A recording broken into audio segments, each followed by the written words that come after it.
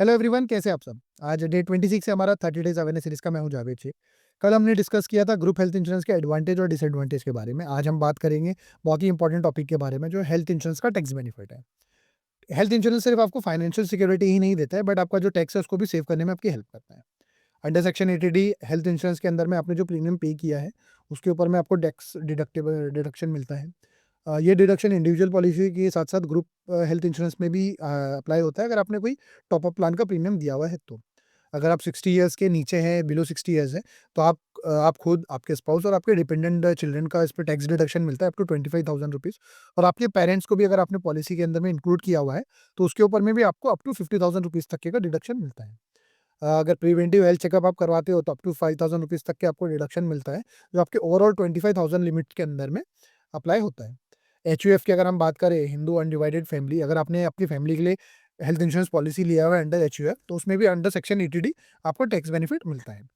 कुछ की पॉइंट्स है आपको ध्यान में रखने हैं आपके टैक्स बेनिफिट के लिए। सबसे पहले payment modes.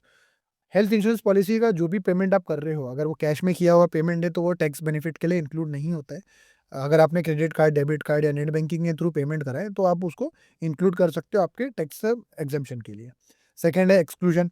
Group health insurance policy का जो प्रीमियम है, अगर कोई कंपनी आपके बिहाफ में अगर पे कर रही है तो उसका टैक्स बेनिफिट आपको नहीं मिलेगा, बट आपने कोई टॉप अप प्लान लिया है और उसका प्रीमियम आप खुद पे कर रहे हो, तो आप उसका टैक्स बेनिफिट ले सकते हो। हेल्थ इंश्योरेंस फॉर एनआरआई भी जो है, अगर एनआरआईज भी इसका टैक्स बेनिफिट ले सकते हैं अगर उनका पॉलिसी इंडिया के अंदर में रजिस्टर्ड हुआ है, तो अंडर सेक्शन 80D उनको भी उसका कवर बेनिफिट मिलेगा।